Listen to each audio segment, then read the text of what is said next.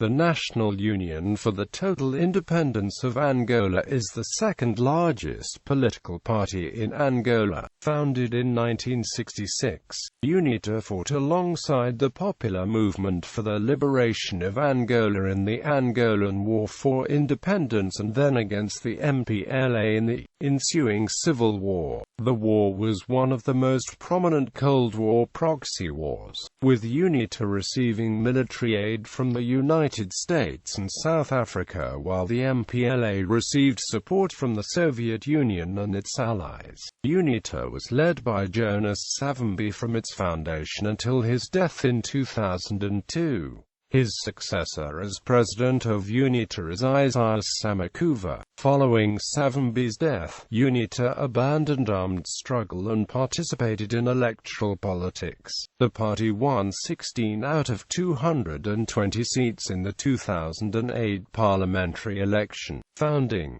Jonas Savimbi and Antonio da Costa Fernandes founded UNITA on March 13, 1966 in Muyangay in Moxico province in Portuguese Angola. 200 other delegates were present in the event.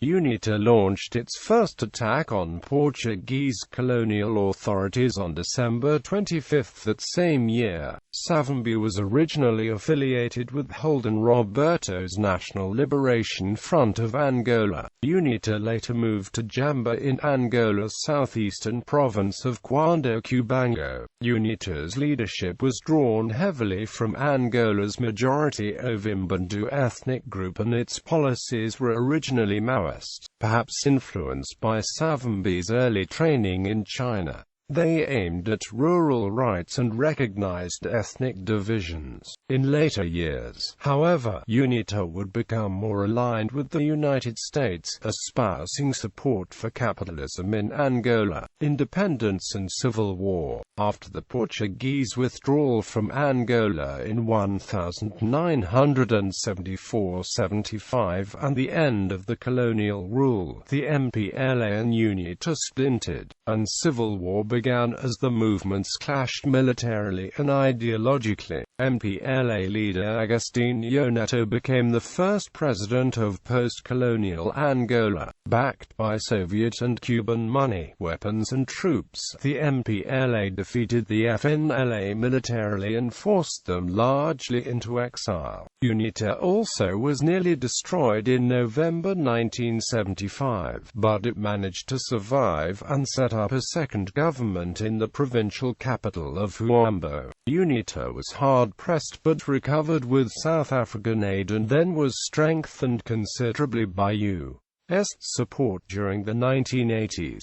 The MPLA's military presence was strongest in Angolan cities, the coastal region and the strategic oil fields, but UNITA controlled much of the highlands interior, notably the Bié-Acute Plateau, and other strategic regions of the country. Up to 300,000 Angolans died in the Civil War.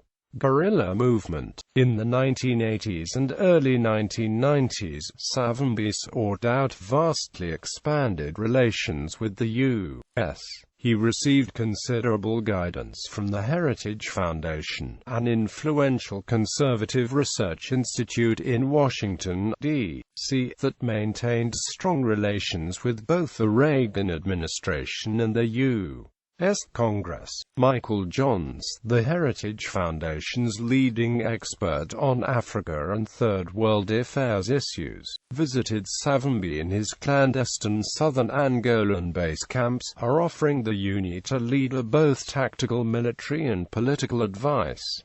In 1986, U.S. conservatives convinced President Ronald Reagan to meet with Savimbi at the White House. While the meeting itself was confidential, Reagan emerged from it with support and enthusiasm for Savimbi's efforts, stating that he could envision a UNITA victory that electrifies the world, suggesting that Reagan saw the outcome of the Angolan conflict as critical to his entire Reagan doctrine foreign policy, consisting of support for anti-communist resistance movements in Central America, Southeast Asia and elsewhere. Under Savimbi's leadership, UNITA proved especially effective militarily before and after independence, becoming one of the world's most effective armed resistance movements of the late 20th century.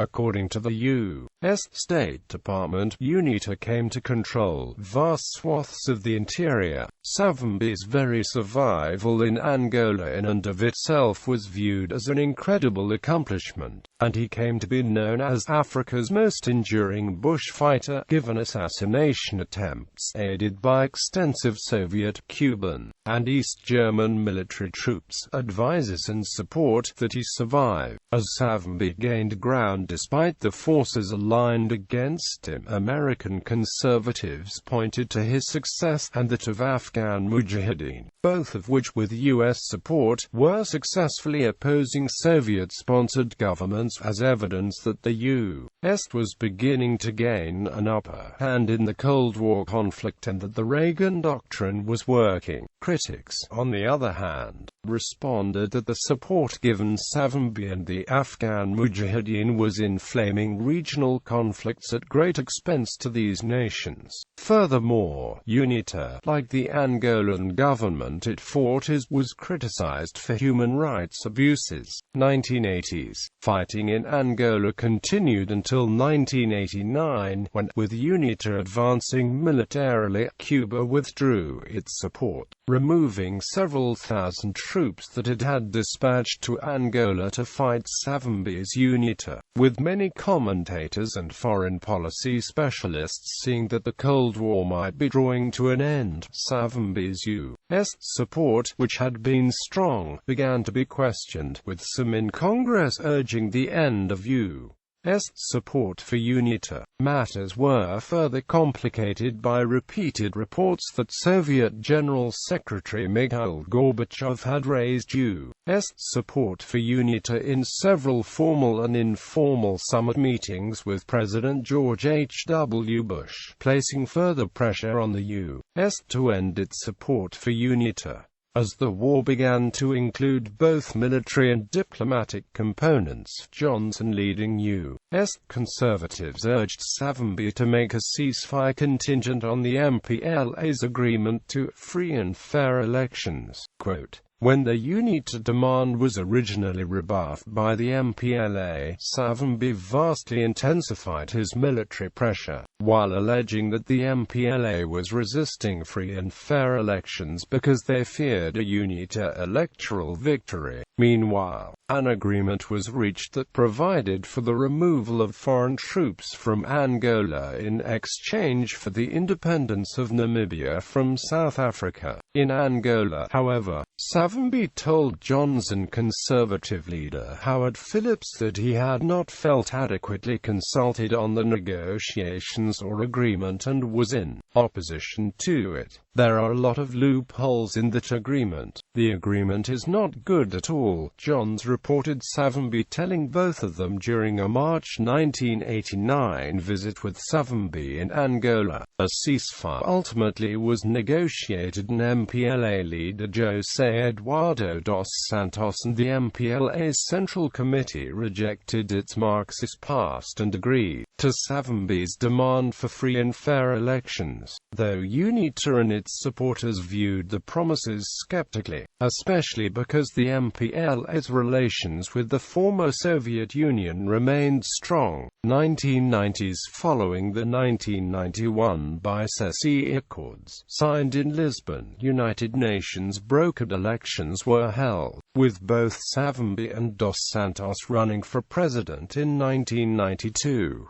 Failing to win an overall majority in the first round of balloting, and then questioning the election's legitimacy, Savimbi and UNITA returned to armed conflict. Fighting resumed in October 1992 in Huambo, quickly spreading to Angola's capital, Luanda. It was here that Jeremias Chitunda, UNITA's longtime vice president, and other UNITA officials were killed while fleeing the city, culminating in the Halloween massacre. Following Chitunda's death, UNITA defensively moved the base from Jamba to Huambo.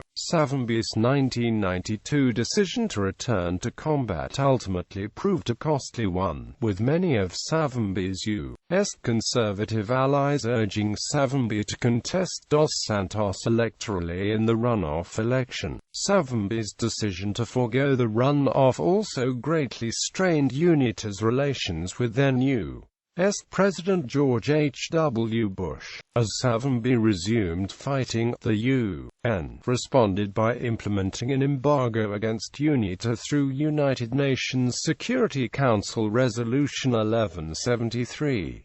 The UN commissioned Fowler report detailed how UNITA continued to finance its war effort through the sales of diamonds and resulted in further sanctions in the form of United Nations Security Council Resolution 1295, an action to end to the trade in blood diamonds through the Kimberley Process Certification Scheme. The U.S. government, which had never recognized the legitimacy of the MPLA, finally recognized the Angolan government, further alienating Savimbi. After failed talks in 1993 to end the conflict, another agreement, the Lusaka Protocol, was implemented in 1994 to form a government of national unity. In 1995, UN peacekeepers arrived, but UNITA broke away from the Lusaka Agreement in 1998, citing violations of it by the MPLA. In late 1998, a militant group calling itself UNITA Renovada broke away from mainstream UNITA. When several UNITA commanders, dissatisfied with the leadership of Jonas Savimbi, ended their allegiance to his organization, thousands more deserted UNITA in 1999 and 2000. In 1999, a MPLA military offensive damaged UNITA considerably, essentially destroying UNITA as a conventional military force and forcing UNITA to return to more traditional guerrilla tactics. 2000s. The Angolan Civil War ended only after the death of Savimbi, who was killed in an ambush on February 22, 2002. His death was shocking to many Angolans, many of whom had grown up during the Angolan Civil War and witnessed Savimbi's ability to successfully evade efforts by Soviet, Cuban and Angolan troops to kill him. 6 weeks following Savimbi's death, in April 2002, UNITA agreed to a ceasefire with the government. Under an amnesty agreement, UNITA soldiers and the families, comprising roughly 350,000 people, were gathered in 33 demobilization camps under the Program for Social and Productive Reintegration of Demobilized and War-Displaced People. In August 2002, UNITA officially gave up its armed wing, and UNITA placed all of its efforts on the development of its political party. Despite the ceasefire, deep political conflict between UNITA and the MPLA remains. Savimbi was immediately succeeded by Antonio Dembo, who died shortly after Savimbi. Following Dembo, in elections contested by General Paulo Lukamba, Dean Yochingunji and Isaias Samakuva, Samakuva won the UNITA election and emerged as UNITA's current president.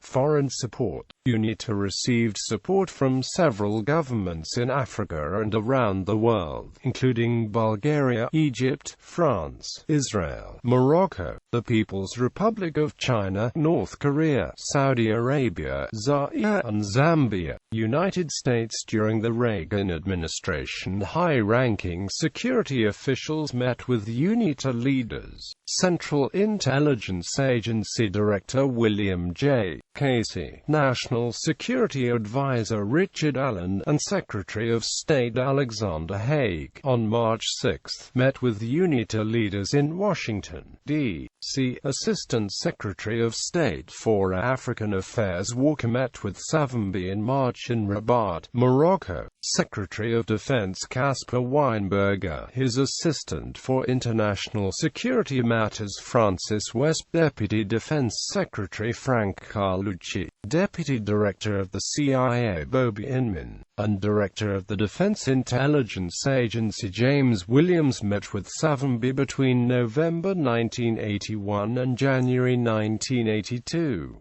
Although the Clark Amendment forbid U.S. involvement in the Civil War, Secretary Haig told Savimbi in December 1981 that the U.S. would continue to provide assistance to UNITA. The U.S. government explicitly encouraged the governments of Israel, Morocco, Saudi Arabia, South Africa, and Zaire to aid UNITA.